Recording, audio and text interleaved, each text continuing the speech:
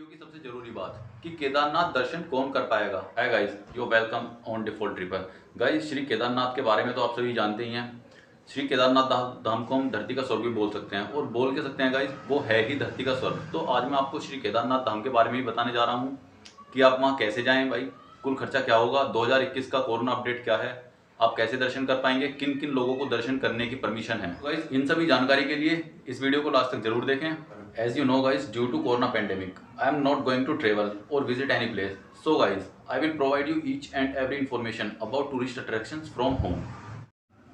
तो दोस्तों, इस साल क्या भाई, इसी महीने की 17 तारीख की सुबह को 5 बजे श्री केदारनाथ के कपाट खुल जाएंगे। गाइस, अब वहां जाने की बात करें तो देहरादून का जोली ग्रैंड एयरपोर्ट सबसे नज़दीकी एयरपोर्ट है, और रेलवे स्टेशन की बात करें तो गाइस ऋषिकेश का रेलवे स्टेशन सबसे नज़दीकी रेलवे स्टेशन है। सो गाइस, अब बस से जाने की बात करें तो सुबह 5 बजे से शाम के 7 बजे तक हरिद्वार और ऋषिकेश से बस फैसिलिटीज़ अवेलेबल है, जिनका किराया 250 रुपये से लेकर सिर्फ 350 रुपये तक। और गाइस, आप टैक्सी या अपने पर्सनल व्हीकल से तो कभी भी जा सकते हैं। अगर आप अपने टैक्सी पर्सनल व्हीकल से जा रहे हैं तो गाइस इनको सोनप्रयाग में ही खड़ा कर दें, ये सिर्फ सोनप्रयाग तक ही जाएंगे, इनको वहाँ पार्किंग में खड़ा करें, फिर इससे आगे की यात्रा शुरू करें। गाइस, अब एकोमोडेशन की बात करें तो आपको सोनप्रयाग में 800 रुपये से लेकर 1000 रुपये के बीच में एक रूम आसानी से मिल जाएगा। अगर आप इतना पैसा नहीं खर्च करना चाहते तो गाइस आपको 350 रुपये में डॉर्मेटोरी अवेलेबल हो जाएगा। और गाइस, आपको एक बात और बताऊं, अगर आप 350 भी खर्च नहीं करना चाहते, आपको ये भी ज़्यादा लग रहे हैं, तो आपको 100 रुपये में, सिर्फ 100 रुपये में आपको एक हॉल अवेलेबल होगा। तो अब केदारनाथ की यात्रा शुरू होती है गौरीकुंड से, जिसकी दूरी सोनप्रयाग से गौरीकुंड तक 5 किलोमीटर है। वहाँ से गौरीकुंड जाने के लिए आपको कोई प्राइवेट टैक्सी मिल जाएगी जो 30 रुपये पर पर्सन किराया लेती हैं। अब मेन यात्रा गौरीकुंड से शुरू होगी, जहाँ गौरी माता का मंदिर है। आप वहाँ गौरी माता के दर्शन करें और आगे की यात्रा फिर शुरू कर दें। गाइस, मैं आपको एक जरूरी बात बताऊं, आप सोनप्रयाग से गौरीकुंड सुबह 3 या 4 बजे तक निकल जाएं, क्योंकि वहाँ से श्री केदारनाथ की दूरी 16 किलोमीटर है, जो आपको पैदल, खच्चर या फिर पालकी से तय करनी है। तभी शाम तक आप केदारनाथ धाम पहुँच पाएंगे। गाइस, अब इनके किराए की बात करें तो खच्चर का किराया 2000 से 2500 रुपये के बीच में है, और पालकी या पिट्ठू का किराया 5000 रुपये है। और गाइस, पैदल की बात करें तो आप फ्री जाएंगे।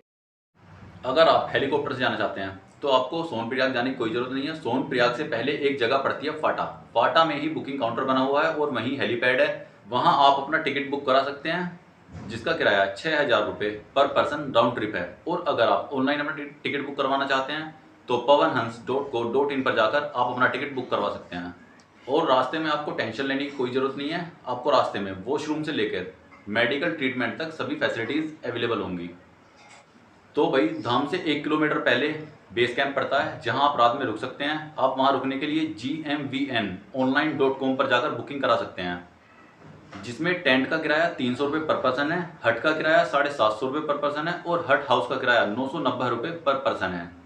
अब खाने की बात करें तो आपको 100 रुपये में ब्रेकफास्ट मिलेगा, और वहीं 200 रुपये में आपको खाने की थाली मिलेगी। एक और जरूरी बात बताऊं गाइस, श्री केदारनाथ ज्योतिर्लिंग के दर्शन सुबह 5 बजे से शाम के 5 बजे तक होते हैं। अगर हो सके तो आप इसी बीच में पहुंचें और श्री केदारनाथ धाम के दर्शन करें।